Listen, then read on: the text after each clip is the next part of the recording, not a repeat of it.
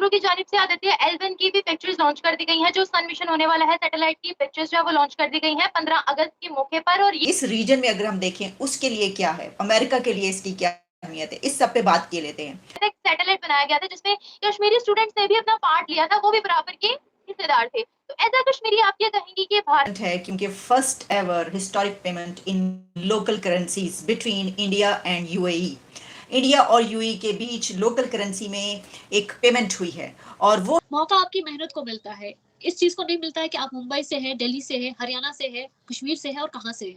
मौका आपकी मेहनत को मिलता है। अगर अनिका नजीर कल को किसी फील्ड में ज्यादा मेहनत करती है तो उसे भी मौका मिलेगा।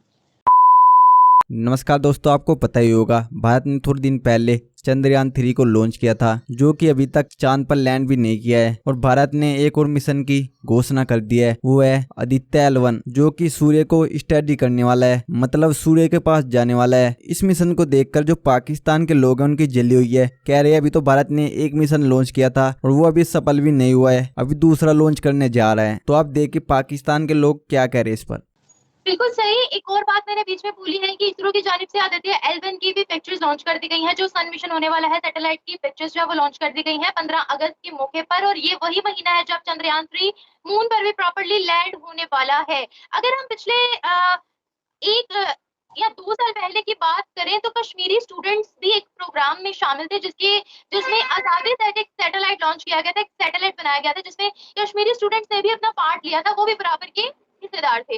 तो एज अ कश्मीरी आप ये कहेंगी कि भारत जो डेवलपमेंट्स कर रहा है या जो प्रोजेक्ट्स लॉन्च कर रहा है, 15 अगस्त के मौके पर भी हमें देखने को मिलता है कि एक मिशन खत्म नहीं हो रहा और दूसरा मिशन ऑलरेडी लॉन्च होने के लिए तैयार बैठा है। एज अ कश्मीरी क्या कहेंगे आप भारत की प्रोग्रेस के बारे में और इसमें कश्मीरियों का कितना पार्टिसिपेशन है?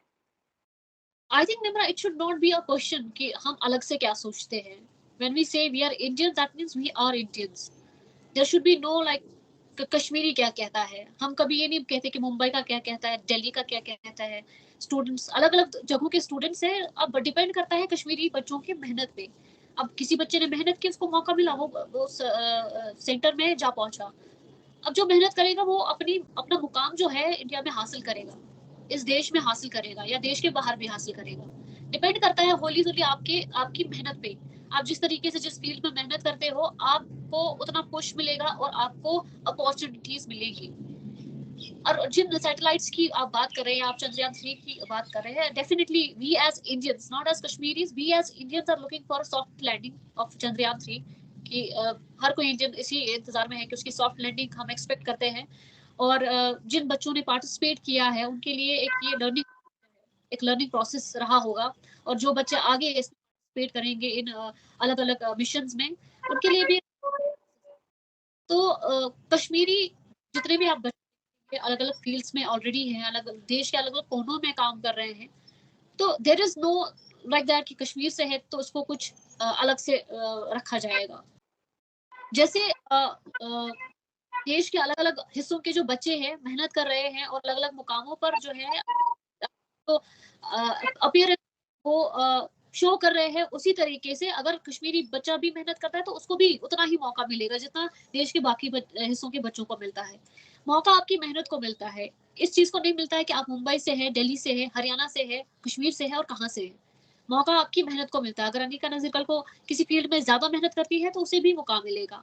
है क्योंकि first ever historic payment in local currencies between India and UAE, India और यूएई के बीच लोकल करेंसी में एक पेमेंट हुई है और वो है तेल की खरीदारी पर।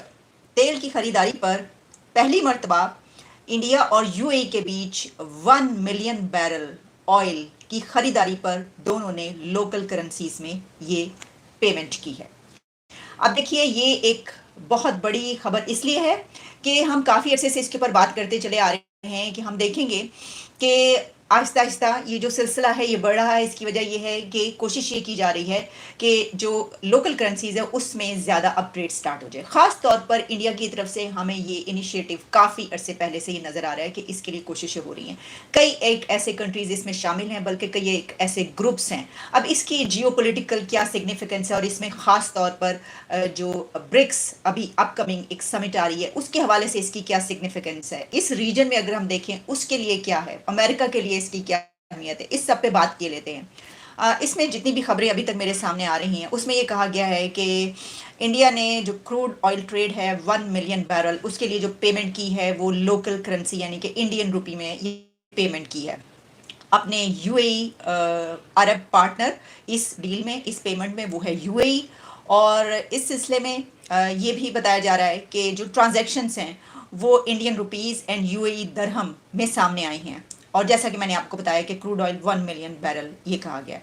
इसमें जो कंपनीज हैं, क्योंकि खबर ये है कि इंडिया की एक बड़ी रिफाइनरी ने ये डील, आप कह सकते हैं इसको, ये किया, ये फैसला, और उसमें जो 2 कंपनीज हैं उसमें एक तो एनडॉक ANDOC and Indian oil corporation, आप कह सकते हैं Indian oil corporation limited IOCL। इनके बीच ये जो 2 हैं एनडॉक एंड IOCL, इनके बीच ये पेमेंट हुई है।